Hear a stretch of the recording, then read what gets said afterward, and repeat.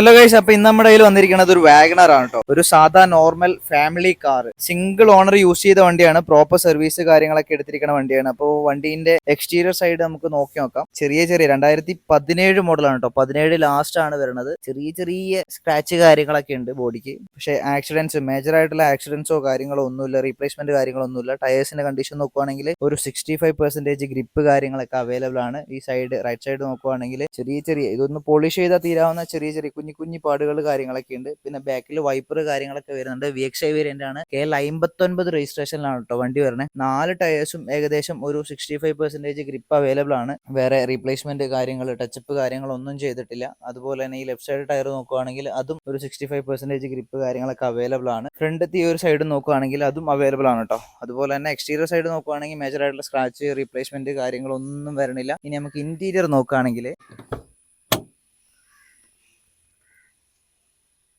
പുതിയ seat cover കാര്യങ്ങളൊക്കെ ചെയ്തിട്ടുണ്ട് കേട്ടോ.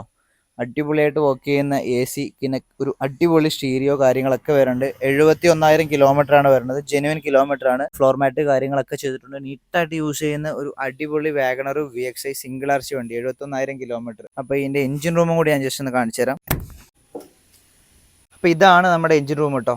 അപ്രോണ് കാര്യങ്ങൾ, വർക്ക് കാര്യങ്ങളൊന്നും എടുത്തിട്ടില്ല. പുതിയ ബാറ്ററിയാണ്. അതുപോലെ തന്നെ ഓയിൽ ലീക്കേജ് കാര്യങ്ങളൊന്നും വരണില്ല. അത്യാവശ്യം നല്ല പ്രോപ്പറായിട്ട് വെൽ മെയിൻറ്റൈൻഡ് ആയിട്ട് കൊണ്ടുവന്ന ഒരു കിഡിലൻ വാഗണർ VXI. അപ്പോൾ താല്പര്യമുള്ളവർ സ്ക്രീനിൽ കാണുന്ന നമ്പറിൽ ഡയറക്റ്റ് കോൺടാക്ട് ചെയ്തേക്കോ, എടുത്ത് നോക്കി കൊണ്ടുപോയിക്കോളൂ. അത്യാവശ്യം നല്ലൊരു എമൗണ്ട് ലോൺ അപ്രൂവലും കാര്യങ്ങളൊക്കെ കിട്ടുന്നതായിരിക്കും. അതിന് വേണ്ട ഹെൽപ്പ് നമ്മൾ ചെയ്തു തരുന്നതായിരിക്കും കേട്ടോ. അപ്പോൾ ഓക്കെ, താങ്ക് യു, ബൈ.